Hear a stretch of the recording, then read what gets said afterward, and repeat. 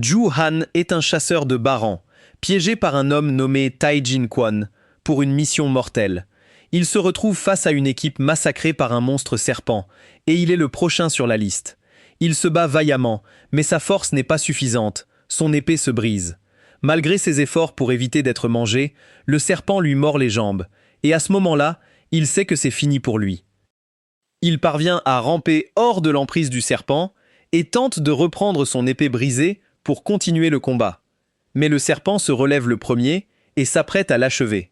Juste avant que le serpent ne lui morde la tête, il se fige devant lui, comme si le temps s'était arrêté. Yo-Yeon entend alors une voix dans sa tête qui se moque de sa situation désespérée, car peu importe ce qu'il choisit, il va mourir. Il reconnaît la voix d'un artefact et lui demande de l'aider à se débarrasser du serpent. Mais la voix lui dit que ça ne servira à rien, car ses jambes sont déjà mangées et il perd beaucoup de sang, il ne survivra pas longtemps. Et même s'il parvenait à arrêter le saignement, comment compte-t-il sortir de cette tombe? Il ne marchera certainement pas. Il dit que c'est dommage qu'un potentiel si grand finisse dans un endroit comme celui-ci. Mais Ju-Hyun répond qu'il n'est pas arrivé là par choix. En repensant à sa vie, il ne pense qu'à se venger de Tae Jung Kwon. Voir Ju-Hyun si en colère, même face à la mort, amuse l'artefact. Il décide donc de l'aider et lui prête son pouvoir, révélant sa vraie forme de corbeau. Il lui dit de revendiquer le trône du vrai roi s'il se sent capable, puis il vole directement dans le corps de Ju-Hyun. La prochaine chose qu'il sait, c'est qu'il est dans un poste de police, et il remarque que ses jambes sont revenues, ce qui le trouble. Mais ce n'est pas aussi déroutant que le fait qu'il ne soit plus dans la tombe. Il se demande encore ce qui se passe quand le policier en face de lui dit de s'asseoir et de répondre vite, car ils veulent finir à temps pour la fête du Nouvel An. En entendant cela, Ju-Hyun regarde le calendrier. Et à sa grande surprise, il voit que l'année est 2025. Mais ce n'est pas possible, car d'après ses souvenirs, 2025 était il y a 15 ans. Il commence à se demander s'il est vraiment revenu dans le temps. Mais juste à ce moment-là, une femme s'approche de lui et commence à crier qu'il leur fait perdre du temps. Ju-Hyun a l'impression de reconnaître son visage, et en voyant son fils avec un grand sourire, il se souvient enfin de la situation. L'enfant a tenté de le provoquer en se battant, et avant que Ju-Hyun puisse réagir, le gamin tombe au sol en faisant semblant d'avoir été frappé. Après cela, la mère a traîné l'enfant au poste de police. Ju-Hyun essaye de se rappeler comment cette situation s'est résolue la dernière fois, et il se souvient que la mère avait exigé une indemnité exorbitante, le forçant à s'agenouiller et à demander pardon pour qu'elle réduise le montant, car à l'époque, il n'avait pas d'argent. La mère commence à s'impatienter, car Ju-Hyun fixe le vide depuis un moment. Elle lève donc la main pour le frapper, mais soudain, les années d'entraînement intensif de Ju-Hyun se déclenchent face à la menace, et il attrape son bras avant qu'elle ne le touche. Cela choque tout le monde, y compris lui.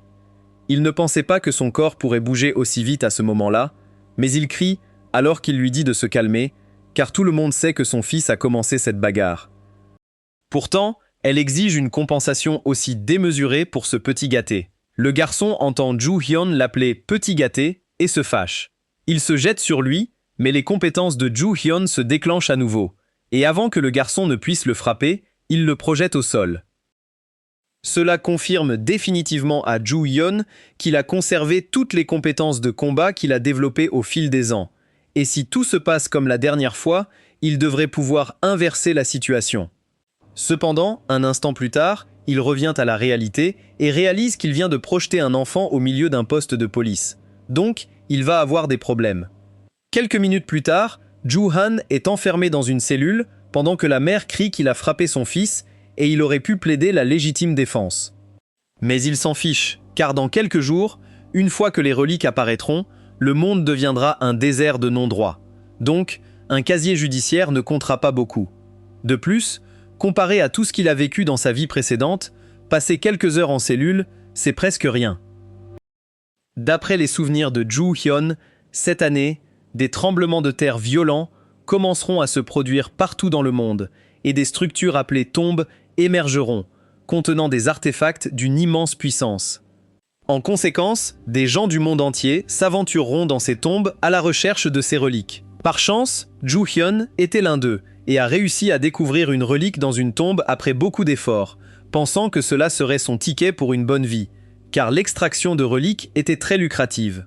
Mais il aurait dû savoir que ce ne serait pas si simple, car peu après, de grandes entreprises ont commencé à monopoliser les donjons, empêchant quiconque d'accéder aux reliques, qu'elles vendaient ensuite aux enchères pour des millions.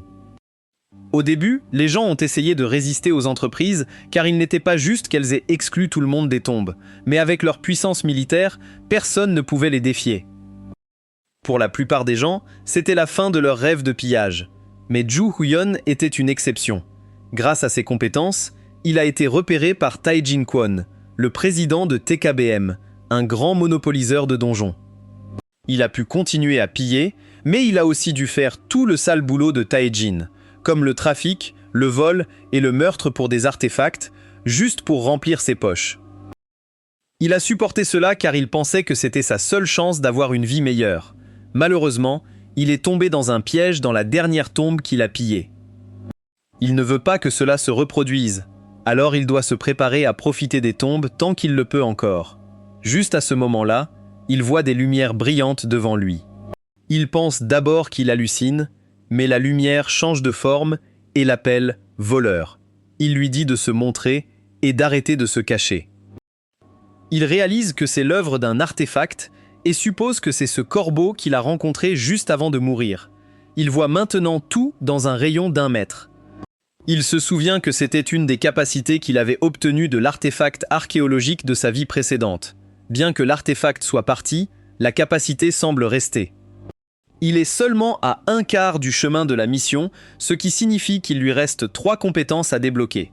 Juste à ce moment-là, quelqu'un vient le chercher dans la cellule. C'est Jeon Woo, un détective ami de Zhu Huion. Il a prouvé que le gamin était un arnaqueur en série, ce qui a permis à Zhu Huion d'être libéré. Jo Heon est content de le revoir après sa vie difficile. En marchant, il demande à Jeon Woo s'il a entendu parler d'événements étranges récemment. Jeon Woo n'a aucune idée de ce dont il parle et lui dit qu'il vaudrait mieux demander à un voyant. Cela confirme que les utilisateurs d'artefacts ne sont pas encore apparus. Après cela, Zhu Huion dit au revoir à Jeon Woo pour la nuit. Il suppose que les tombes ont déjà commencé à apparaître, mais que personne ne le sait encore. Chaque minute qui passe est une chance pour quelqu'un d'autre de découvrir une tombe, donc il ne peut pas se permettre de perdre du temps. Mais il a un gros problème, l'argent. Soudain, en tournant dans une ruelle, il tombe sur Park, un des gens qui l'ont harcelé à son travail. À l'époque, il avait désespérément besoin d'argent et a dû travailler pour la sœur de Park. Mais ça va mal finir s'il le tue vraiment. Park est trop en colère pour s'en soucier. Zhu Huion n'est pas inquiet pour le couteau, mais il se demande comment Park a pu mettre la main sur un artefact. Il est possible que quelques artefacts aient échappé à la société humaine, et il devra faire attention à l'avenir. Mais pour l'instant, avec Park seul, il n'a pas à s'inquiéter, car le lui voler sera facile. Park se jette sur Zhu Huion et tente de le frapper. Mais Zhu Huion esquive habilement tous ses coups et le désarme en moins de 10 secondes. Maintenant qu'il a le couteau, il décide de montrer au voyou ce qu'un artefact peut faire. En l'activant, il renforce son corps, lui permettant de voir les faiblesses de ses adversaires et d'augmenter sa vitesse. Le fait que Zhu Huion soit prêt à les poignarder effraie tellement le groupe qu'ils ne veulent plus se battre. Cependant, Zhu Huion ne les laisse pas s'en tirer aussi facilement et les dépouille. Un peu plus tard, Park appelle sa sœur pour lui raconter ce qui s'est passé. Mais elle a du mal à croire que Zhu Huion ait pu battre 3 personnes tout seul et les voler ensuite. Park lui raconte les choses étranges que Zhu Huion a faites, y compris comment il a commencé à bouger beaucoup plus vite après avoir volé le couteau. Mais elle n'est pas vraiment intéressée par les détails et lui demande combien Zhu Huion a réussi à lui voler. Park lui dit que Zhu Huion a volé tout l'argent de son compte, ainsi que le couteau et la statue de Bouddha qu'il avait sur lui.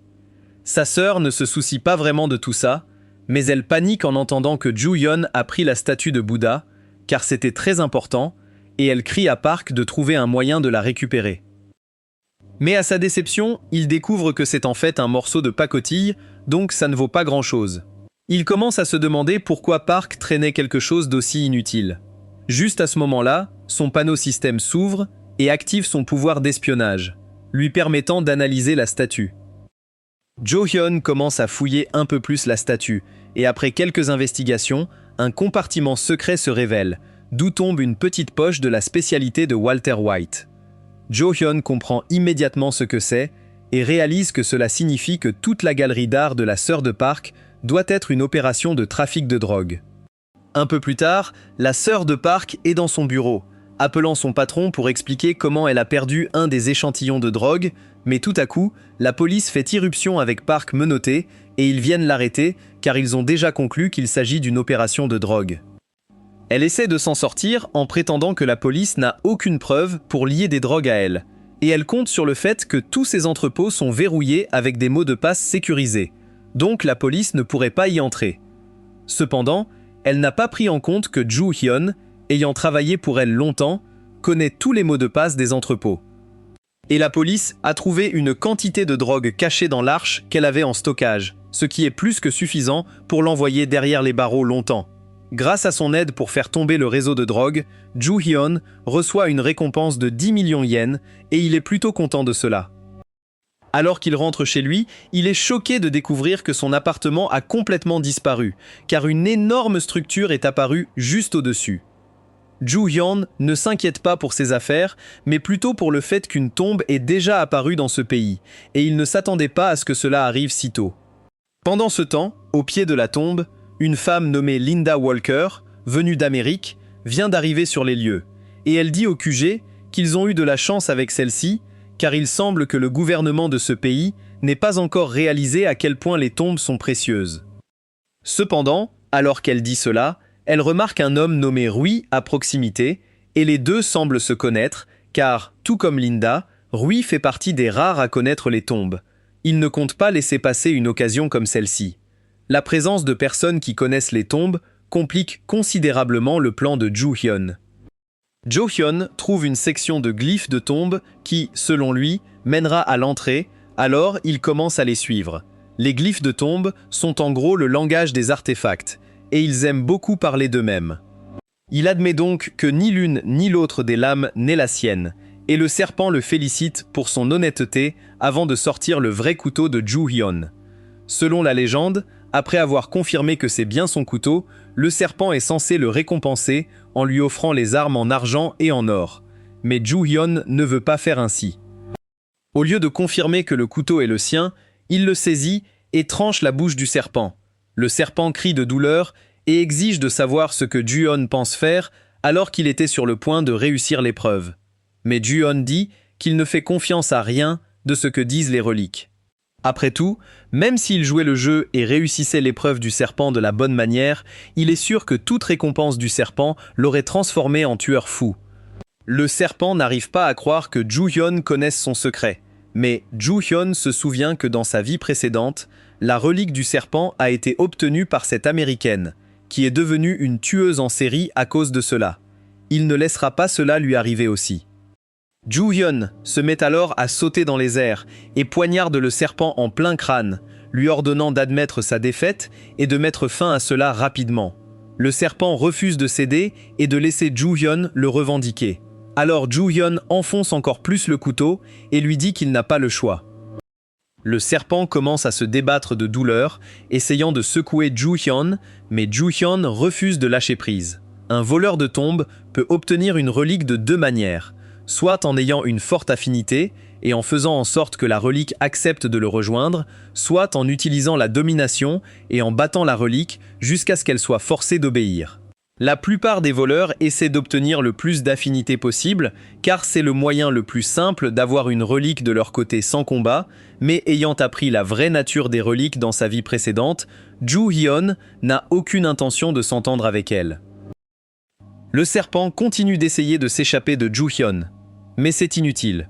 Et bientôt, le serpent perd la force de se défendre et est contraint de se soumettre à Jo-hyun, se transformant en la relique de hache en or et en argent, ayant réussi à fouiller cette tombe.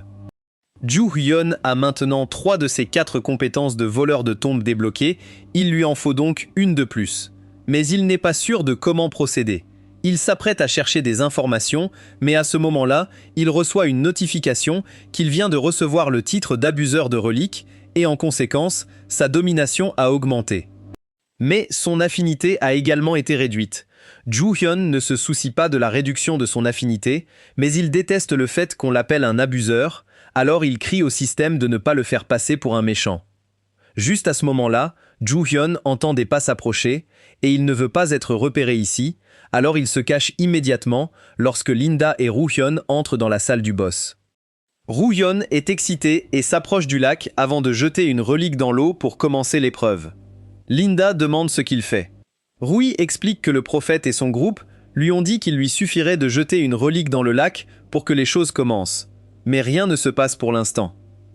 Linda est surprise d'apprendre que le groupe de Rui a vraiment une relique prophétique, mais juste à ce moment-là, toute la grotte commence à trembler, et il semble qu'elle va s'effondrer. Alors Linda et Rui se mettent à courir pour échapper à l'effondrement. En ville, les hommes de Park sont tous dans le bureau, paniquant parce qu'ils ne savent pas quoi faire maintenant que Park et sa sœur ont été arrêtés. Ils ne peuvent pas gérer l'entreprise seuls, et ils ne savent pas comment gagner de l'argent autrement, alors ils commencent à maudire Joo-hyun pour avoir causé tout cela. Cependant, juste à ce moment-là, Kurea reçoit un appel de Joo-hyun, et ils paniquent tous parce qu'ils ont peur de Joo-hyun après la raclée qu'il leur a donnée la dernière fois. Mais ils répondent quand même, car ils ont aussi peur de ce qu'il pourrait leur faire s'ils ne répondent pas. Mais Joo-hyun leur crie immédiatement dessus pour avoir mis si longtemps à répondre et menace de les frapper à cause de cela. Il leur dit qu'il a une petite course à leur confier chez Midas.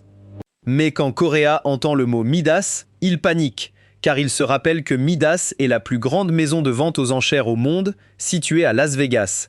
Et si Joo-hyun peut y entrer, il devrait pouvoir découvrir ce que Tae-jun fait en ce moment. Il leur demande d'aller à la vente aux enchères de ce mois-ci et de chercher un homme se faisant appeler Jack Kamen, car il sait que c'était l'alias de Tae-jun.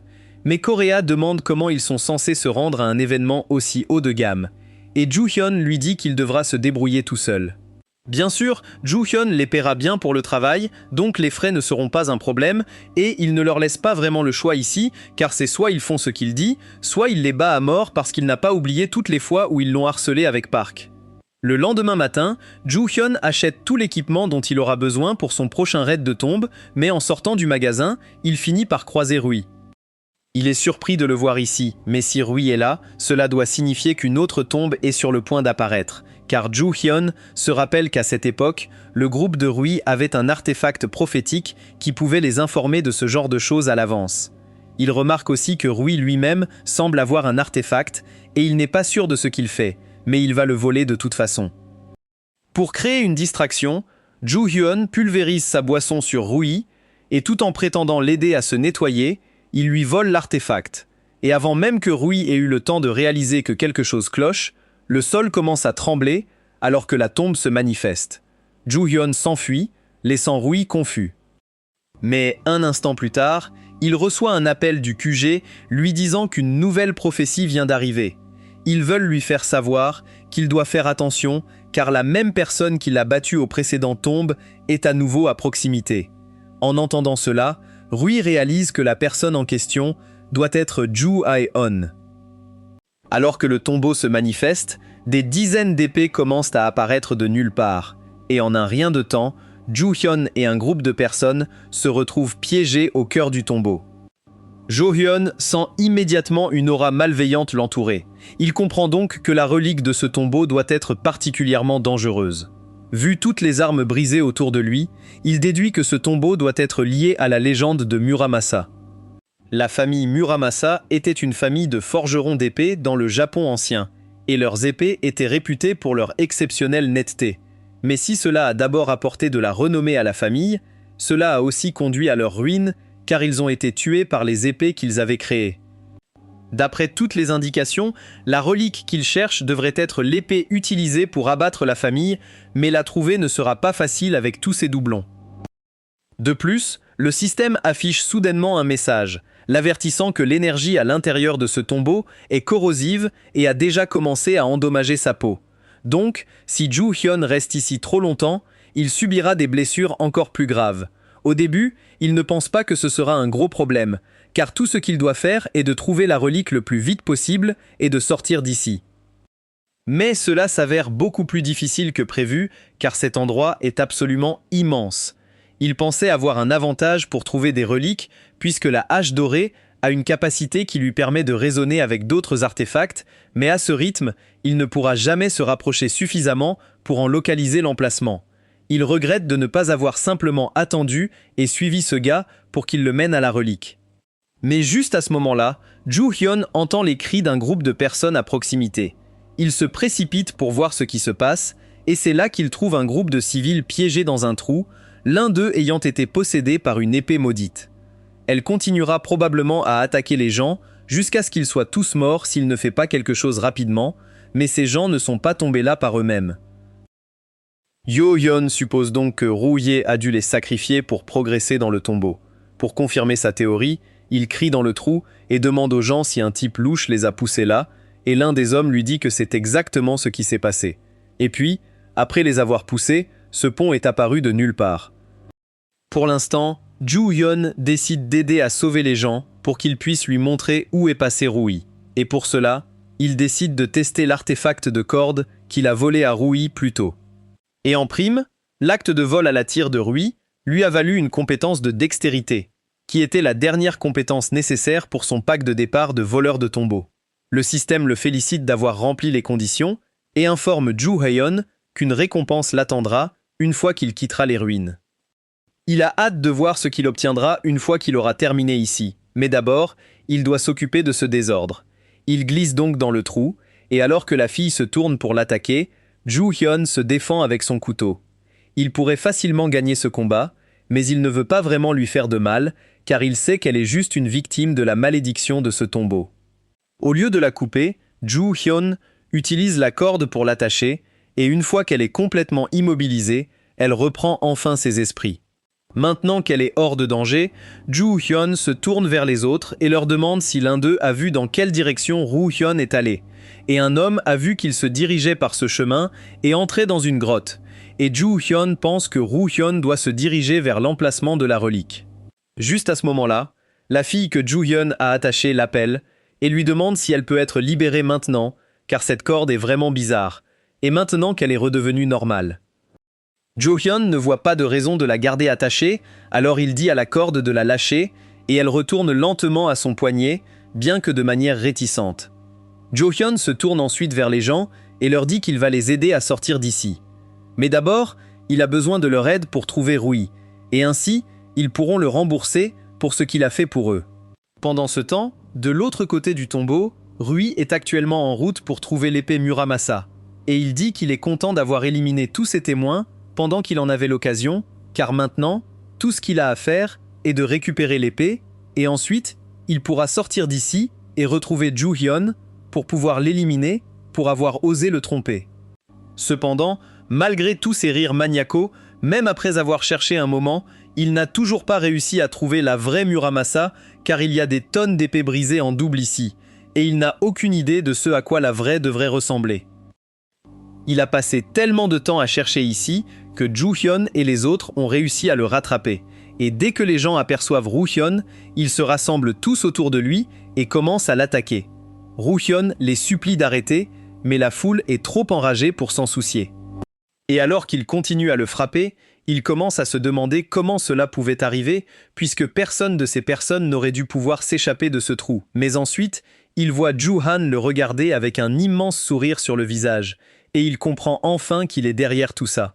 Comme Ju-han sait que la relique doit être ici, il active sa hache et l'utilise pour scanner la zone afin de trouver Muramasa, et il ne lui faut pas longtemps pour la localiser. Mais quand il la prend, il entend soudain la voix de la hache le féliciter de l'avoir trouvée et lui dire que pour revendiquer son pouvoir, Ju-hyun devra mouiller la lame avec le sang de 10 humains.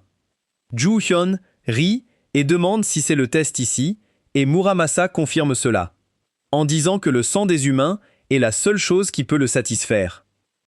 Il lui dit alors de se dépêcher et de tuer ces humains là-bas. Mais Ju-hyun refuse et commence à dominer Muramasa. Muramasa essaye de résister, mais Ju-hyun est trop fort, et bientôt, Muramasa doit se réabsorber. Ju-hyun aide ensuite les gens à sortir du trou comme promis, mais en grimpant, il remarque une silhouette familière essayant de s'échapper avec eux.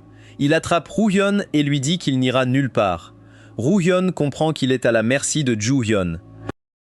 Il essaye de convaincre Joo-hyun de le laisser partir et propose de lui parler en bien auprès de son gouvernement. Il dit même qu'il peut obtenir la relique de la prophétie, mais Joo-hyun demande comment il compte faire ça. Quand il découvre que la société en question est TKBM, celle de Tae-jin, il n'a plus besoin d'entendre et donne un coup de pied à Rui, le faisant cracher du sang. Il prend ensuite la corde et laisse Rui dans le trou avant d'ordonner à Muramasa de sceller la tombe. Le Premier ministre japonais est furieux, car avec le désastre causé par l'échec de Rui, la vérité sur les tombes va être révélée. Pire encore, avec ce que Rui a fait aux civils, la réputation du Japon est terrible. Il exige des explications du capitaine des forces de défense. Mais le Premier ministre se moque de ça, car c'était leur travail de se débarrasser de ce type. Le capitaine admet avoir échoué, mais il dit qu'ils peuvent toujours éliminer Joo-hyun grâce au livre de prophétie. Dans un motel, Joo-hyun prend un moment pour évaluer ses blessures, et c'est assez grave. Le poison de la relique a déjà envahi son bras, et avoir utilisé la domination sur Muramasa a empiré les choses. Soudain, le système lui annonce que sa récompense est prête, et il peut choisir entre une récompense de chemin d'affinité ou de domination. Joo-hyun choisit évidemment la récompense de domination, car même si cela le blesse, dominer les reliques est mieux que d'être manipulé. Tout à coup, il sent la pilule agir dans son corps et le poison de la relique dans ses bras commence à disparaître. Le système lui dit qu'il a acquis une compétence de tolérance, le rendant plus résistant au poison des reliques. Il se demande pourquoi le système corbeau l'aide autant, car faciliter les choses pour lui ne servirait pas le corbeau, mais il décide d'accepter la situation. Juste à ce moment, le système informe Joo-han qu'une relique de grade S l'a verrouillée. Elle ne crée pas de tombe comme d'autres reliques, mais choisit son propriétaire et apparaît discrètement. La personne choisie était une fille nommée Yuku Sasaki. Après que le gouvernement japonais ait découvert son pouvoir, ils lui ont offert beaucoup de soutien. Au début, cela semblait une fin heureuse, mais Yuka n'était pas douée pour les études, donc elle avait du mal à déchiffrer le langage ancien du livre. Quand un autre prophète est apparu, Yuka a été tuée car elle était devenue inutile. Le lendemain matin, quand Sasaki doit faire sa lecture quotidienne de prophétie, elle est horrifiée de trouver des messages lui annonçant qu'elle va mourir. Joo-hyun a passé la nuit à écrire des menaces contre Sasaki, sachant que le livre ne les ignorerait pas. Cependant, il est un peu surpris qu'ils attendent si longtemps pour agir, pensant qu'ils auraient attaqué. Ils attendaient Sasaki pour l'envoyer comme serveuse auprès de Joo-hyun, qui ne sait probablement pas à quoi elle ressemble. Et si elle peut bien voir son visage, sa relique de prophétie devrait pouvoir le verrouiller complètement. C'est un plan risqué, mais Sasaki n'a pas le choix et entre en jouant la serveuse. Cependant, dès qu'elle voit le visage de Joo-hyun, elle tombe amoureuse car il est très beau. Joo-hyun comprend tout de suite que Sasaki est l'utilisatrice de la prophétie grâce à l'aura spéciale qui l'entoure, et il est surpris que la force de défense ait osé envoyer sa cible si près de lui. Mais cela ne change pas grand-chose, et il commence à saisir son arme. La force de défense s'apprête à intervenir pour sauver Sasaki, mais tout à coup, Sasaki claque la porte et dit à Joo-hee qu'elle est amoureuse de lui. Joo-hee, on ne s'attendait vraiment pas à ce que Sasaki commence à flirter, surtout juste avant de la tuer. Mais cela lui convient parfaitement, car si Sasaki est de son côté, il n'a rien à craindre du livre de prophétie. Il s'échappe ensuite de la pièce et ligote les gardes à l'extérieur avant de partir avec Sasaki. Sasaki avait d'abord supposé que Joo-hyun ne savait pas qu'elle était l'utilisatrice de la prophétie puisqu'elle ne s'était jamais révélée. Et comme il semble si gentil, elle était sûre qu'une personne comme lui ne voudrait pas la tuer. De plus, puisqu'elle l'a déjà regardé dans les yeux, elle pourra se concentrer sur son avenir directement. Donc, il n'y a aucune chance que Joo-hyun puisse la tuer. Mais elle ne peut rien faire pour l'instant, car elle a oublié le livre chez elle. Sasaki croyait vraiment qu'elle allait juste passer un bon rendez-vous avec Joo-hyun. Mais dès qu'il tourne dans une ruelle, Joo-hyun sort son épée et la tient contre le cou de Sasaki pour la menacer. Sasaki n'arrive pas à croire que cela se passe, mais Joo-hyun lui dit qu'il sait déjà qu'elle est l'utilisatrice de la prophétie, et si elle ne veut pas se faire blesser, il vaut mieux qu'elle fasse ce qu'il dit. Sasaki n'a pas vraiment le choix, alors elle accepte d'écouter Joo-hyun, et la première chose qu'il lui demande est de lui donner son téléphone. Sasaki le lui donne sans résistance et Ju Hyun le brise immédiatement au sol pour que les personnes qui s'occupent d'elle ne puissent pas la retrouver pendant un moment. Puis il l'emmène dans un restaurant pour continuer leur rendez-vous. Ju Hyun fait asseoir Sasaki dans une cabine privée et sort un carnet avant d'expliquer qu'il veut qu'elle note chaque prophétie actuelle écrite dans le guide du futur, mot pour mot. Sasaki essaye de lui dire qu'elle ne peut pas faire ça car elle a laissé le guide chez elle, mais Ju Hyun lui dit qu'il lui suffit de tapoter le tatouage sur son bras et d'appeler le nom de la relique. Sasaki n'avait aucune idée qu'une telle chose était possible, mais quand elle essaie, cela invoque effectivement la relique, comme Ju Hyun l'avait dit. Et maintenant qu'elle a le guide du futur, Ju Hyun lui dit de commencer à écrire autant que possible. Sasaki est forcée d'écrire pendant des heures sans s'arrêter, et ses bras commencent à se fatiguer. Elle demande alors à Ju Hyun si elle peut faire une pause, car son bras lui fait mal, ou mieux encore, elle propose de lui laisser le guide du futur, mais aussi tentant que cela soit, Ju Hyun ne peut pas faire ça. Le guide du futur est une relique de grade S, et bien qu'il soit techniquement possible pour lui de la revendiquer en utilisant la domination comme il l'a fait avec l'épée, cela lui causerait de graves conséquences. Jo Hyun dit à Sasaki de se dépêcher, mais juste à ce moment-là, il entend le bruit de soldats qui approchent, alors il se dit que l'armée a enfin réussi à le retrouver. Il ne reste donc plus qu'une chose à faire. Il prévoit de s'assurer que personne ne puisse utiliser le guide du futur pour le suivre. Sasaki est terrifié, alors que Ju Hyun sort son épée et lui demande de l'épargner, disant qu'elle lui serait beaucoup plus utile vivante. Mais Ju Hyun lui assure qu'elle n'est pas sa cible, et immédiatement après, il plonge son épée dans le guide du futur. Le livre crie de douleur en réalisant qu'il est attaqué, mais il est déjà trop tard car, un instant plus tard, il est complètement détruit, et en conséquence, Sasaki s'évanouit. Ju Hyun a fait cela en partie par faveur pour Sasaki, car maintenant que le guide du futur est parti, le gouvernement n'aura plus de raison de la surveiller ou de s'en débarrasser. Elle pourrait donc vivre une vie relativement normale. Les soldats qui étaient là pour arrêter Ju Hyun font alors irruption, et le commandant est horrifié en voyant le guide du futur en morceaux sur la table. Il crie après Ju Hyun et lui dit qu'il va être exécuté pour cela. Mais Ju Hyun n'est pas du tout inquiet et sort simplement la relique Machi qu'il a volée plus tôt avant de la lancer aux soldats. Les effets du mochi produisent une odeur hautement addictive qui pousse quiconque touché à désirer le mochi plus que tout au monde, et dans le cas des soldats, cela suffit amplement à les faire se battre sans réfléchir pour l'obtenir. Ju-han sort donc tranquillement pendant qu'ils sont occupés avec ça. Il rentre ensuite chez lui. Et pendant le vol, il prend le temps de lire les prophéties que Sasaki a notées, et parmi elles, il y en a une qui se distingue car elle mentionne la grande tomification.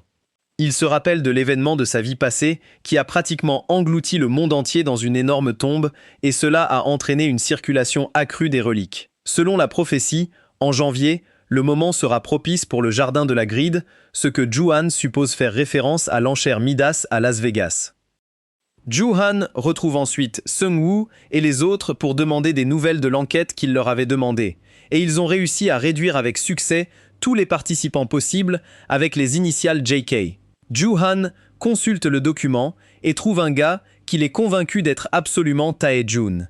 Et si Tae-jun est ici, alors il doit y avoir une relique légendaire mise en vente à l'enchère. Ju Hyun feuillette le catalogue de la maison d'enchères, mais il est un peu confus, car aucun des objets ici ne semble être de grade divin. Cela dit, il y a encore quelque chose qui valent la peine d'être enchéri. Donc, Ju Hyun décide qu'il pourrait en viser quelques-unes. Seung-woo pense que Ju Hyun rigole, car la plupart des objets aux enchères commencent à 1 million de 0 yuan et il ne croit pas que Ju Hyun ait autant d'argent. Cependant, bien qu'ils aient raison sur le fait que Ju Hyun est à court d'argent en ce moment, ils ne pensent pas que cela soit un problème. Après tout, ils sont à Vegas. Gagner un peu d'argent ne devrait pas poser de problème. Le premier endroit où Ju Hyun se rend est les machines à sous du casino. Et après avoir joué un moment, il a réussi à cumuler plus de 4 jackpots d'affilée. Les autres n'ont aucune idée de comment Ju Hyun parvient à gagner autant, et cela attire tellement l'attention que la sécurité du casino est appelée, car ils sont sûrs que Ju Hyun doit tricher. Cela dit, le casino ne peut pas simplement le mettre dehors, car ils n'ont aucune preuve, alors le garde de sécurité demande à Ju-han de se soumettre à une fouille, et Ju-han n'a rien à cacher. Il accepte, Et en effet, le garde de sécurité ne trouve rien sur lui. L'attention du garde se tourne alors vers le petit bijou doré dans la main de Joo-han et lui demande ce que c'est, alors il dit que c'est juste quelque chose qu'il a pris à la boutique de souvenirs parce qu'il aimait la couleur. Le garde ne voit rien de mal à cela, et comme il n'a rien trouvé sur Joo-han, il le laisse retourner jouer. Mais en réalité, le couteau de poche est en fait la hache dorée, que Joo-hyun avait temporairement transformée pour la rendre plus facile à transporter. La capacité de la hache dorée lui permet d'attirer la richesse à son utilisateur, ce qui signifie que tant que Joo-hyun la tient, il ne peut pas perdre. Il pourrait continuer à gagner aux machines à sous s'il le voulait, mais il pense avoir déjà attiré trop d'attention ici. Il décide donc de partir pour l'instant et demande aux autres de rassembler tous les gains pour qu'ils puissent sortir. Juste à ce moment-là, un homme arrogant entre dans le casino et Joo-eon le reconnaît immédiatement car c'est Ito Takuya, l'un des principaux acolytes de Tae-jun. Et l'homme qui entre après lui n'est autre que Tae-jun lui-même. Tae-jun n'a actuellement aucune idée de qui est Joo-hyun, car ils ne se sont jamais rencontrés dans cette timeline. Mais Joo-hyun va s'assurer que Tae-jun souffre pour tout ce qu'il lui a fait subir dans le futur. Juste à ce moment-là, la hache argentée commence à agir, et tandis que la capacité de la hache dorée attire la richesse vers Joo-han, la capacité de la hache argentée l'avertit quand quelque chose va lui prendre sa richesse, donc Joo-hyun peut sentir que quelque chose de mauvais est sur le point d'arriver. Joo-hyun remarque alors un groupe de personnes autour de lui tombant dans le désespoir alors qu'elles commencent inexplicablement à perdre de l'argent de nulle part, et un instant plus tard, il aperçoit la personne derrière tout cela. C'est une belle femme nommée Irene Alton, et bien qu'elle ait l'air parfaitement normale, elle est en réalité la propriétaire d'un artefact de grade divin. Dans la timeline précédente, Joo-hyun se souvient que les propriétaires des artefacts de grade divin étaient connus comme les rois du destin, de la conquête et de l'abondance. Et enfin, Irene était connue comme la reine de la faillite. Partout où elle allait, les gens autour d'elle devenaient victimes d'une série de malheurs inexpliqués, donc Joo-hyun veut rester aussi loin qu'il le peut d'elle pour ne pas être affecté par son malheur. Mais dès qu'Irene le repère, elle commence à poursuivre Joo-hyun car c'est la personne qu'elle cherchait. Joo-hyun essaye de sortir avant qu'elle ne l'atteigne. Mais pour une raison quelconque, une présence sinistre l'empêche de partir, et un instant plus tard, Irene rattrape Joo-hyun et saisit son bras avec excitation. En faisant cela, Joo-hyun reçoit une notification lui disant que sa chance est éclipsée par un grand malheur et que ses artefacts commencent à subir des dommages. Joo-hyun se dégage alors et dit à Irene de ne pas le toucher. Irene s'excuse de toucher Joo-hyun sans permission et elle explique qu'elle espérait qu'il lui révélerait son secret pour être si chanceux, car elle a entendu qu'il avait gagné plein de jeux il y a 1 minute. Joo-hyun essaye de feindre l'ignorance et dit à Irene qu'il n'a aucune idée de ce dont elle parle, mais Song-woo et les autres ne comprennent pas pourquoi Joo-hyun voudrait rejeter une si jolie fille, alors ils essayent d'inviter Irene à déjeuner. Mais tout à coup, ils ressentent tous de terribles douleurs d'estomac et tombent au sol. Irene commence à s'excuser auprès d'eux car elle n'avait pas l'intention que cela arrive. Joo-hyun se précipite vers la porte car il ne veut pas finir comme ces trois-là, mais à cause de la malchance, il se cogne la tête dedans. Irene lui demande s'il va bien, mais Joo-hyun lui dit que tout cela est de sa faute au départ, et Irene en est consciente. C'est pourquoi elle voulait parler à Joo-daeon en premier lieu. Elle explique qu'elle a récemment remarqué que partout où elle va, le malheur frappe les gens autour d'elle. Elle voulait donc demander de l'aide à Joo-hyun pour inverser sa chance afin d'apporter de la bonne fortune aux autres. Joo-hyun est surpris d'entendre Irene dire cela, car elle ne ressemble en rien à l'Irene qu'il connaissait dans sa vie précédente.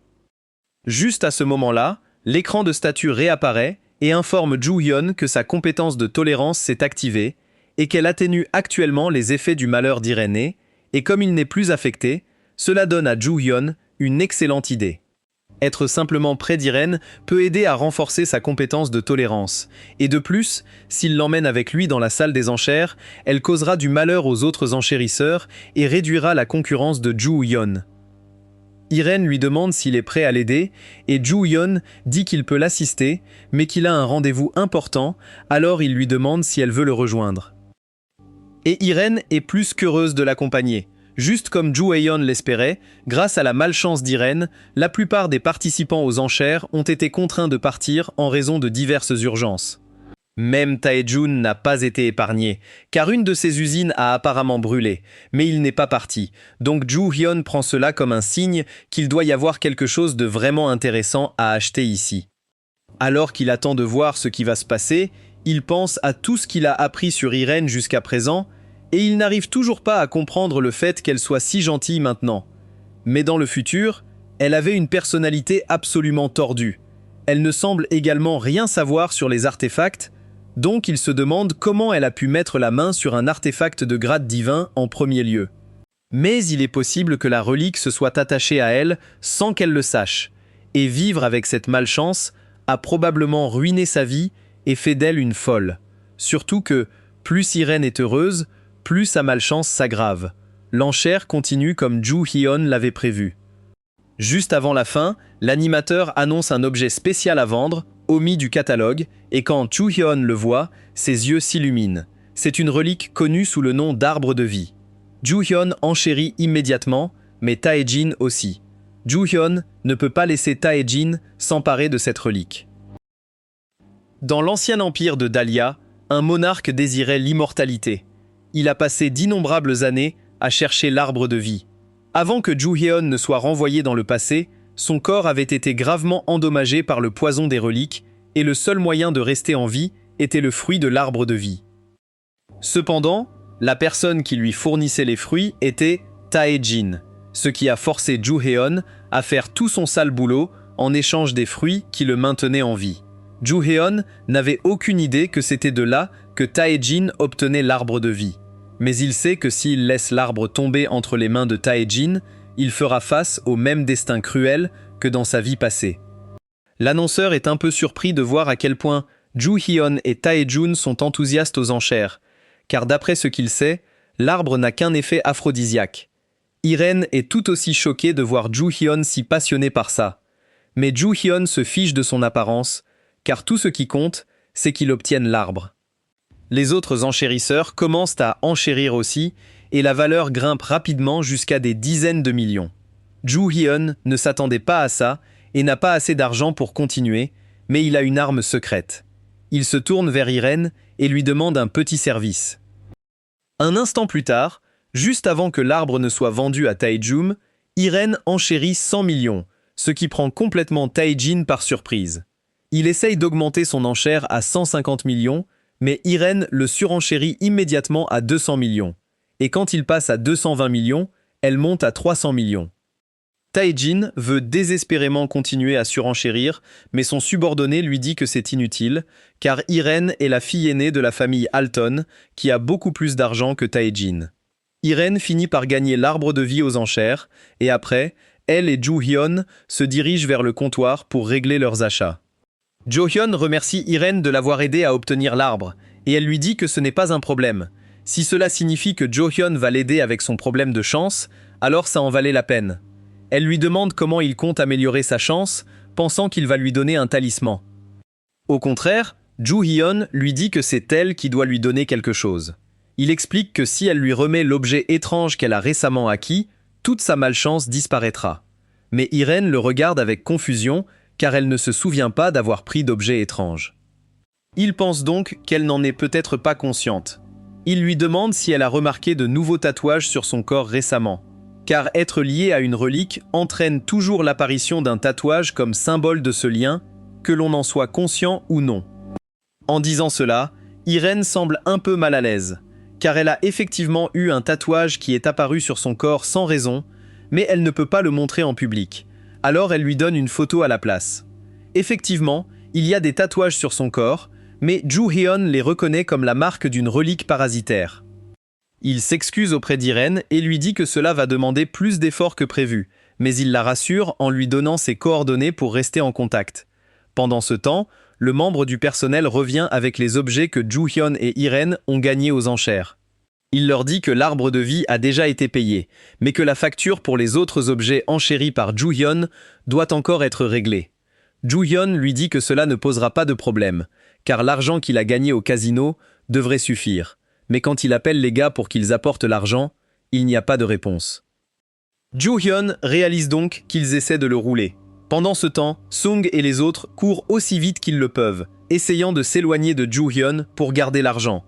Mais malheureusement pour eux, le pouvoir de la hache en argent conduit Joo-hyun directement vers les perdants qui essaient de le voler. Il fonctionne aussi sur la trahison et le vol et peut influencer les actions futures d'une cible. Donc, après que Joo-hyun les ait liés, rien ne leur arrivera pour l'instant. Mais s'ils tentent de le trahir à nouveau, ils seront détruits sur le champ. Les autres sont soulagés que Joo-hyun ne va pas les tuer. Mais ils réalisent aussi qu'il ne bluffe probablement pas, alors ils acceptent de faire ce qu'il dit. Joo-hyun les ramène à sa chambre d'hôtel et leur demande de commencer par cueillir les fruits de l'arbre de vie. L'arbre de vie est très difficile et a refusé de laisser Joo-hyun le toucher plus tôt. Mais Soon a une grande affinité avec les reliques, donc l'arbre accepte qu'il le touche. Pendant que les gars s'occupent de l'arbre, Joo-hyun reçoit un appel d'un numéro inconnu. Il répond et Tae-jin l'invite immédiatement à dîner pour négocier l'arbre, mais Joo-hyun dit qu'il n'y a rien à négocier car il ne le remettra pas, puis il raccroche brusquement. Tae-jin est frustré, ne pouvant croire que Joo-hyun ait osé le raccrocher. Après tout, il suppose que Joo-hyun doit être un civil ordinaire. Donc, si Tae-jin lui accorde accès à quelques reliques de l'entreprise, il est sûr de pouvoir accomplir la mission facilement. Quelques jours plus tard, Joo-hyun est assis seul dans un bar. Juste à ce moment-là, quelqu'un s'approche de Joo-hyun, et c'est Ito, ici sur ordre de Tae-jun pour récupérer l'arbre. Il essaye d'attirer l'attention de Joo-hyun, mais celui-ci l'ignore intentionnellement, cherchant à provoquer une réaction. Joo-hyun sait qu'Ito peut donner l'image d'un homme raffiné et compétent, mais au fond, c'est juste un perdant. En l'appelant le chien de garde de Tae-jin, Joo-hyun joue sur ses insécurités, et Ito perd son calme. Joo-hyun reçoit alors une notification indiquant que la domination d'Ito a temporairement diminué. Mais à sa grande surprise, cela ne fonctionne pas quand il essaye. Il ne comprend pas ce qui se passe, mais Joo-hyun le met au sol et lui explique qu'il ne peut pas utiliser la relique car sa domination est trop basse. Ito est choqué d'apprendre que Joo-hyun connaît aussi les reliques. Mais Joo-hyun ne se préoccupe pas de ces menaces, car il se concentre sur la récupération de la bouteille de sable. La relique est impressionnée par la haute domination de Joo-hyun et lui dit qu'il peut l'utiliser autant qu'il le souhaite. Maintenant que la relique a reconnu Joo-hyun comme son maître, il l'utilise sur Ito. Yoo-hyun est sûr que Tae-jun va continuer à le poursuivre après cela, mais une telle démonstration devrait au moins le ralentir un peu. Quelques jours plus tard, Tae-jun est appelé au poste de police pour récupérer Ito, qui a été arrêté après avoir agi comme un zombie au bar. Cependant, ses hommes lui disent qu'à l'arrestation d'Ito, la bouteille de sable n'était pas parmi ses possessions, donc il croit que Joo-hyun l'a volée. En réalisant cela, la colère de Tae-jin monte, et il dit à ses hommes de contacter un homme nommé Nogami pour changer de stratégie. Et il est ravi de la réussite de ce voyage, car il a réussi à obtenir de nombreuses reliques utiles. Mais juste au moment où il s'apprête à rentrer chez lui, il est soudainement confronté à la représentante légale de Tae-jin, Masako. Joo-hyun s'attendait à ce qu'elle apparaisse tôt ou tard. Ils s'assoient ensemble dans un café à l'aéroport, et Masako présente à Joo-hyun un contrat, lui disant que Tae-jin a reconnu son talent et est prêt à lui offrir un contrat de travail avec un bonus de 100 millions et un salaire mensuel élevé. Joo-hyun réfléchit à l'offre pendant 2 secondes avant de la refuser. Cela est clairement une menace, mais Joo-hyun ne se sent pas vraiment menacé. En fait, il propose de montrer à Masako ce à quoi ressemble une vraie menace en sortant la bouteille de sable. Masako rit et dit que Joo-hyun doit bluff, car il ne pourrait pas utiliser une relique dans un restaurant bondé.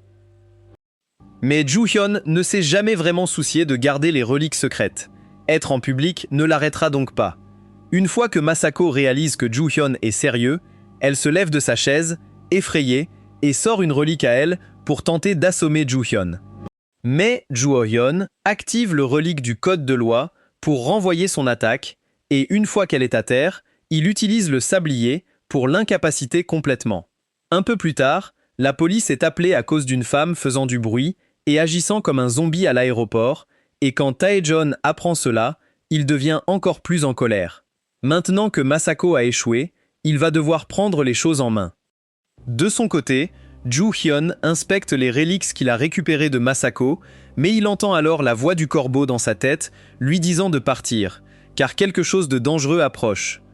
Ju-hyun n'a pas l'intention d'obéir aux ordres du relique corbeau, surtout après qu'il soit resté silencieux depuis qu'il a été régressé. Mais le corbeau lui dit qu'il va le regretter s'il ne part pas tout de suite.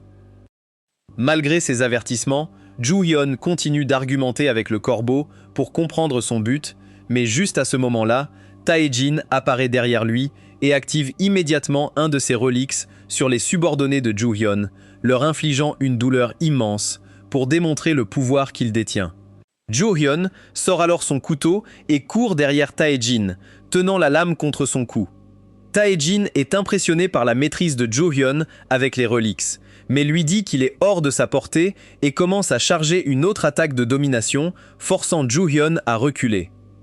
Cependant, tout à coup, même si Tae-jin essaie toujours d'attaquer, il ne peut plus utiliser son pouvoir, car pendant que Ju-hyun était derrière lui, il a utilisé ses compétences de pickpocket pour voler les reliques dans la poche avant de Tae-jin.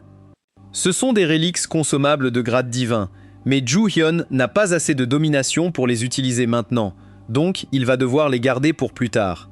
Tae-jin a peut-être perdu 2 de ses reliques, mais cela ne signifie pas qu'il n'a plus d'option, car il a toujours le relique de conquête, qui lui permet de forcer ses ennemis à se soumettre.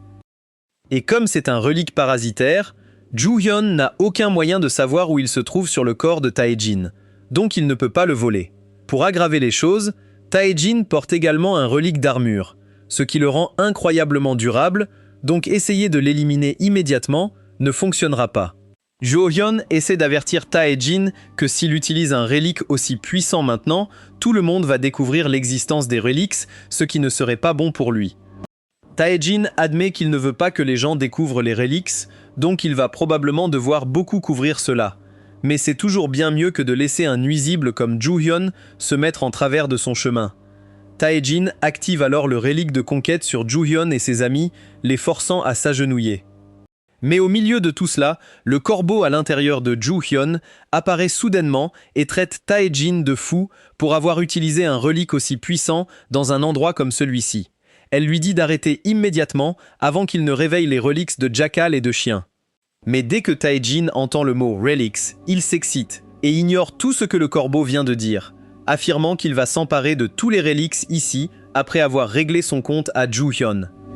Et comme il est clairement trop arrogant pour écouter son avertissement, le corbeau disparaît dans le corps de Ju-hyun pour ne pas avoir à gérer ce qui va se passer ensuite. Tae-jin continue d'utiliser le relique de conquête sur Ju-hyun, mais tout à coup, le sol commence à trembler, ce qui surprend Tae-jin car il n'a aucune idée de ce qui se passe. Puisqu'il a cessé d'utiliser son relique, Ju-hyun et les autres peuvent se relever. Mais juste au moment où ils pensaient que c'était leur chance de s'échapper, Ju-hyun reçoit soudainement une notification lui disant que plusieurs pathogènes égyptiens anciens essaient d'envahir son corps, et une force inconnue s'abat sur lui. Quelques instants plus tard, un immense monde de tombes égyptiennes commence à se manifester autour d'eux, et Ju-hyun se souvient d'avoir lu une des prophéties qui disait qu'une grande calamité approchait. Il ne s'attendait pas à ce que ce soit si tôt, mais après ce qui vient de se passer, il n'y a pas de doute. La grande tombification a commencé. Soon demande à Ju-hyun ce qui se passe, et pour faire simple, Ju-hyun lui dit qu'ils sont cuits parce que Tae-jin vient de déclencher l'une des plus grandes calamités de tombes au monde. En ce moment, il y a probablement d'innombrables tombes qui surgissent partout dans le monde, tout comme celle-ci, mais avant que Ju-hyun puisse dire quoi que ce soit de plus, il est soudainement interrompu par un cri perçant du relique Set, le dieu égyptien des déserts, des ténèbres et de la destruction. Set est bientôt rejoint par Anubis et Osiris sous la forme d'un collier parlant, et Ju-hyun est émerveillé qu'il y ait 3 reliques de grade divin au même endroit. Osiris est furieux que de simples humains osent troubler leur sommeil. Mais Set est convaincu qu'il ne s'agit que d'une coïncidence, car il refuse de croire que les humains possèdent un tel pouvoir. Mais juste à ce moment-là, il perçoit une odeur familière et commence à renifler autour de lui, essayant de comprendre ce que c'est. Anubis et Osiris lui demandent ce qu'il fait, alors il leur dit qu'il sent l'odeur de ce corbeau traître qui s'est allié aux humains sur Ju-hyun. Mais les autres ne pensent pas que ce soit possible, puisque le corbeau a été scellé il y a longtemps. Quoi qu'il en soit, Set prévoit de tuer ces humains pour l'avoir dérangé, et dès que Ju-hyun entend cela, il sort la pierre de loi et l'active pour pouvoir se défendre. Seth se moque de lui car il ne peut pas croire que Ju Hyun pense qu'un relique de bas niveau comme ça est suffisant pour faire face à un relique de niveau divin comme lui. Mais alors que Seth tire une décharge sur Ju Hyun, à cause de la façon dont fonctionne l'habilité de la pierre de loi, la pleine force de l'attaque de Seth est renvoyée vers lui. Et Ju Hyun se moque maintenant de Seth pour être assez simple d'esprit pour juger un relique uniquement sur son rang. Cependant, la pierre de loi ne fonctionne que sur les attaques dirigées vers Ju Hyo-yeon. Donc, lorsque Anubis décide de soumettre Ju Hyo-yeon à son épreuve à la place, Ju Hyun n'a aucun contre pour cela et finit par tomber dedans. La prochaine chose qu'il sait, c'est qu'il se retrouve sur une balance où il est pesé contre une plume. Il suppose que cela fait partie de l'épreuve d'Anubis, mais il ne semble pas trop inquiet, car il a rencontré l'utilisateur du relique d'Anubis dans sa vie antérieure. Et on lui a dit que l'épreuve était vraiment facile, car il suffit de répondre oui à toutes les questions posées pour réussir. Un instant plus tard, Anubis commence à poser des questions, mais la confiance de Ju Hyun s'estompe rapidement, car les règles stipulent qu'il doit répondre oui sans mentir. Mais on lui pose des questions comme « N'as-tu jamais volé ? N'as-tu jamais menti ? Et Kashimo est-il dans le top 10 ?» Évidemment, Ju ne peut pas répondre oui sans mentir. Alors Anubis le saisit et lui dit qu'il a échoué. Comme punition, il va être jeté dans les profondeurs de l'enfer et Ju Hyeon ne peut que lutter en vain. Mais cela ne signifie pas qu'il est en sécurité ici, car cet endroit ressemble à un désert de cadavres.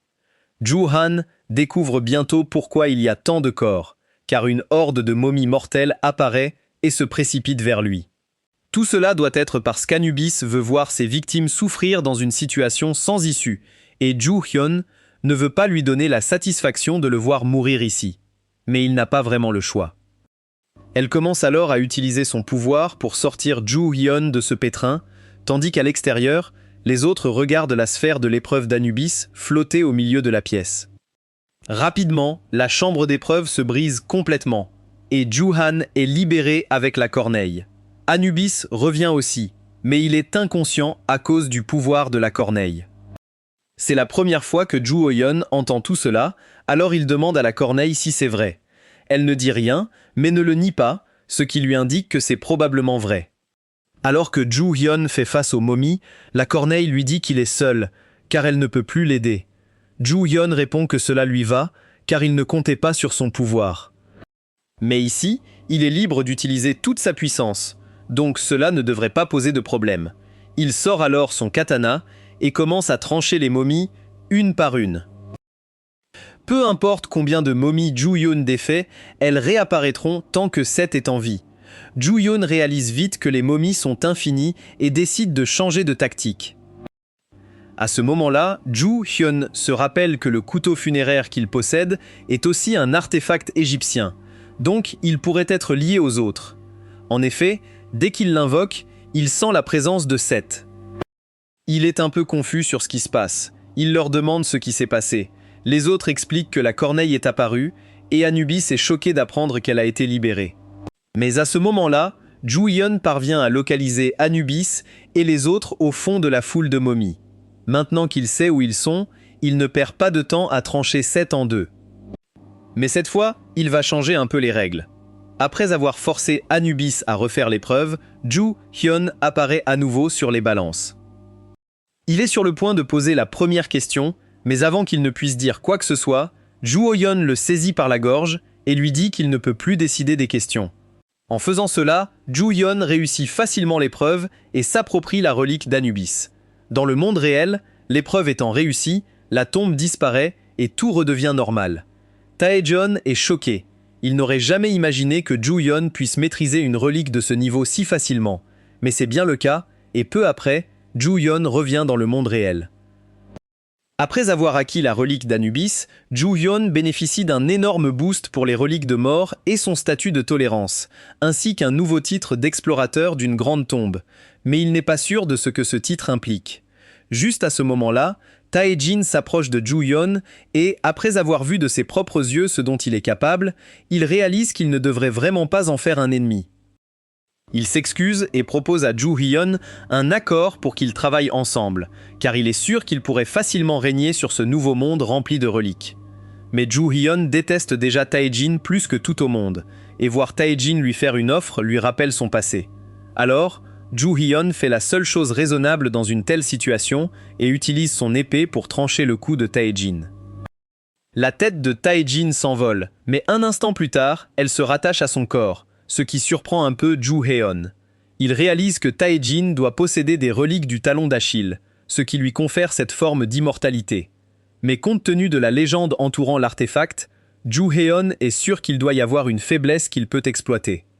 Tae-jin pense que Joo Hyun a dû abandonner son attaque après avoir réalisé qu'il possède une relique d'immortalité, alors il lui demande à nouveau de considérer une alliance. Mais c'est la dernière chose que Joo Hyun ferait. Il ne sait peut-être pas où se trouve le point faible de son corps pour l'instant, mais il ne laissera certainement pas gagner Tae-jin. Il charge donc l'épée Muramasa à pleine puissance et commence à frapper Tae-jin à plusieurs reprises pour essayer d'affaiblir l'immortalité. Finalement, Joo Hyun inflige tellement de dégâts que Muramasa se casse en deux, et la relique du talon d'Achille commence à réagir d'elle-même, envoyant une décharge d'énergie vers Joo Hyun. Jo Hyo-en sort la pierre de loi pour tenter de bloquer l'attaque, mais toute l'énergie commence à fissurer la pierre de loi. Il active donc sa capacité pour rediriger la décharge vers Tae-jin, l'assommant et l'envoyant percuter le mur. Jo Hyun est un peu agacé que Tae-jin soit toujours en vie après tout ça, mais la relique d'Achille a dû guérir la majorité des dégâts qu'il a subis. Même ainsi, il n'y a aucun moyen que les reliques d'Achille et de conquête n'aient pas été endommagées après un échange comme celui-là. Donc, Jo Hyun est sûr que Tae-jin ne pourra pas les utiliser pendant un moment. Cela dit, c'est la même chose pour lui, puisque Muramasa est complètement détruite et que la pierre de loi est également endommagée. Il va devoir les faire réparer s'il veut continuer à les utiliser. Il appelle donc Iren et lui demande de l'aider à trouver un gars nommé Yanagi Kotaru. Iren accepte d'utiliser ses contacts pour le rechercher. Mais, malheureusement, quand Joo Hyun la retrouve plus tard pour savoir ce qu'elle a trouvé, elle l'informe que Yanagi est déjà mort. Joo Hyun est choqué d'apprendre cela, mais Iren explique que son frère est un collectionneur d'art passionné et qu'il a récemment acheté une peinture de Yanagi, mais que cette peinture s'est révélée être un faux. Et quand le frère d'Iren et ses amis poursuivaient Yanagi pour qu'il paye pour les avoir escroqués, Yanagi a fini par traverser une barrière de sécurité et tomber d'une falaise. Joo Hyun ne s'attendait vraiment pas à ça. Il est presque sûr que Yanagi a escroqué le frère d'Iren. Dans le futur, Yanagi était connu comme le roi des escrocs, mais il était aussi un utilisateur de reliques de restauration. Les reliques peuvent être endommagées ou détruites de toutes sortes de manières, mais les personnes ayant des reliques de restauration peuvent les réparer assez facilement. Joo Hyun aurait juste pris une relique de restauration pour lui-même s'il le pouvait. Mais ce genre de relique est généralement des œuvres d'art et nécessite une grande affinité pour être utilisé. Donc, un build de domination comme le sien est incapable d'en utiliser une. Il n'a aucune idée de ce qu'il va faire maintenant, mais juste à ce moment-là, il réalise quelque chose. Il se souvient avoir rencontré Yanagi dans 5 ans dans le futur, et il n'a pas encore interagi avec lui, donc l'avenir ne pouvait pas avoir changé autant. Ce qui signifie que Yanagi doit feindre sa mort pour échapper au frère d'Iren. Et si c'est le cas, alors tout ce qu'il a à faire est de trouver où Yanagi se cache. Pendant ce temps, dans une chambre d'hôpital, Tae-jin regarde un reportage sur l'incident récent à l'aéroport, et il est clair que le public commence à prendre conscience de l'existence des reliques. Il est vraiment contrarié par cela, car il dit avoir mis beaucoup d'efforts pour s'assurer que la vérité sur les reliques reste secrète. Mais Edward lui rappelle que non seulement il a fait un grand spectacle en utilisant ses reliques les plus puissantes à l'aéroport, mais il a aussi réussi à déclencher l'apparition d'une tombe dans le processus. Donc, il n'est pas étonnant que les gens aient compris ce que sont les reliques.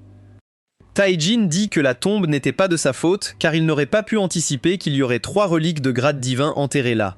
Mais à part ça, Edward est toujours surpris que Tae-jin ait été si malmené, malgré le fait qu'il avait une relique d'immortalité sur lui à ce moment-là. Tae-jin dit qu'il ne veut pas parler de ça pour l'instant, et Edward accepte de changer de sujet. Mais il mentionne que Tae-jin va probablement avoir besoin d'une restauration pour ses reliques après un combat comme ça. Il propose donc de le mettre en contact avec quelqu'un. Ensuite, il laisse Tae-jin se reposer dans sa chambre d'hôpital, tandis que Tae-jin est encore en colère après l'humiliation de Joo-hyun. En marchant dans les couloirs, Edward passe un appel à Yoon-ah-ji, et Yanagi répond tout de suite, ce qui surprend Edward au début, car Yanagi n'est jamais aussi pressé pour un travail, mais il suppose qu'il a juste besoin d'argent rapidement. Yanagi admet qu'il a besoin d'argent, car il a eu des problèmes en essayant de vendre une fausse peinture.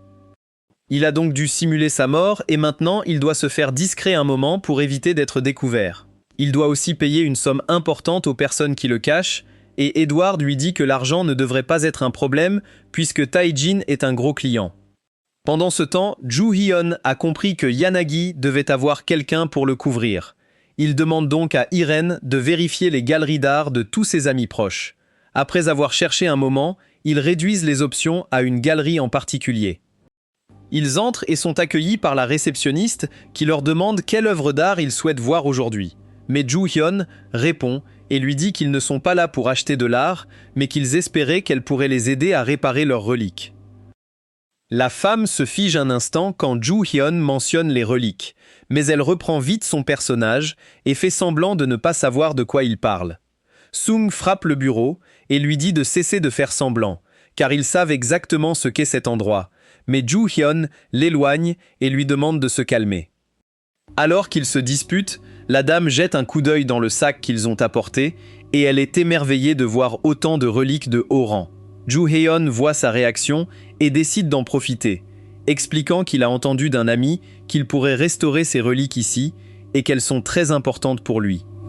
Maintenant qu'elle sait que Joo-hyun a des reliques de haut niveau, la dame change de ton et lui dit d'attendre un moment pendant qu'elle va confirmer quelque chose à l'arrière. C'est exactement ce que Joo-hyun espérait, car si cette dame est la secrétaire de Yeon, elle doit l'appeler maintenant pour lui parler des reliques. Juste comme Joo-hyun s'y attendait, la dame était effectivement au téléphone avec Yoon-ah-ji. Et Yoon-ah-ji était surpris d'apprendre que quelqu'un avait autant de reliques à disposition. Mais la secrétaire ajoute que Joo-hyun semblait assez ignorant de la véritable valeur des reliques. Un moment plus tard, la dame revient de la salle arrière et dit à Joo-hyun qu'ils pourront examiner ces reliques, mais qu'elle devra toutes les emmener au technicien à l'arrière. Joo-hyun est surpris d'entendre cela, car il savait qu'elle travaillait avec Yanagi, mais il ne pensait pas que Yanagi serait dans le magasin en personne. Il accepte de la laisser prendre les reliques à l'arrière, et quand elle les apporte à Yanagi, il est ravi, car il pourra faire fortune en les vendant après avoir escroqué Joo-hyun. Sa secrétaire lui demande s'il est sûr que c'est une bonne idée, car elle craint qu'escroquer quelqu'un d'aussi puissant que Joo-hyun ne se retourne contre eux. Mais Yanagi dit que ça ira, car il peut créer des duplicata parfaits. Ainsi, Joo-hyun ne pourra pas faire la différence tant qu'il ne sera pas parti. Yanagi possède également une relique de duplication, ce qui lui a valu le titre de roi des escrocs, et avec cela, il peut faire une copie indiscernable de n'importe quoi, y compris des reliques. Cependant, les copies ne durent qu'une demi-journée avant de disparaître. Après que Yanagi ait fini de dupliquer toutes les reliques de Joo-hyun, il demande à sa secrétaire de ramener les faux à Joo-hyun en supposant qu'il ne remarquera pas la différence. Mais Joo-hyun s'attendait déjà à ce que ce soit des faux. Et maintenant qu'il sait avec certitude que Yanagi est là-bas, il se met à courir vers l'arrière du magasin pendant que Sung et les autres retiennent la secrétaire. Quelques instants plus tard, Joo-hyun fait irruption dans la pièce où Yanagi se cachait. Et avant que Yanagi ait le temps de réagir, il utilise sa relique de corde pour l'attacher et lui dit qu'il aimerait faire un marché avec lui. Mais Yanagi est trop hystérique en ce moment pour prêter attention à quoi que ce soit que Joo-hyun a à dire.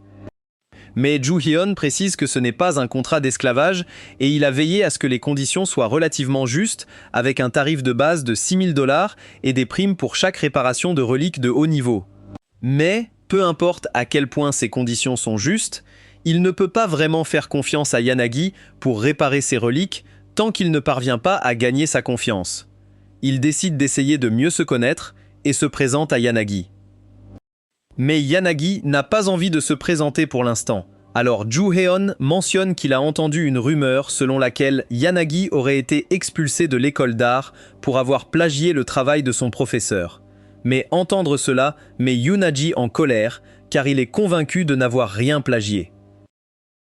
Il n'a aucune idée de ce qui s'est passé Et ce serait une chose si son professeur avait copié ses œuvres déjà créées. Mais il a même réussi à copier des peintures auxquelles Yanagi n'avait pensé que. Cela le rend fou depuis. Après cela, Ju-hyun dit à Yunagi qu'il est possible que son professeur ait utilisé une relique pour voler ses idées, et quand Yunagi entend cela, tout lui semble enfin clair. Il sort immédiatement de la pièce, et Sung et les autres essaient de le rattraper. Mais Ju-hyun leur dit de laisser Yunagi partir car il a une bonne idée de sa destination, et il vaut mieux qu'il découvre par lui-même comment fonctionne le monde. Maintenant que Yanagi sait que Richard a utilisé une relique pour voler ses talents, il lui suffit de lui prendre la relique.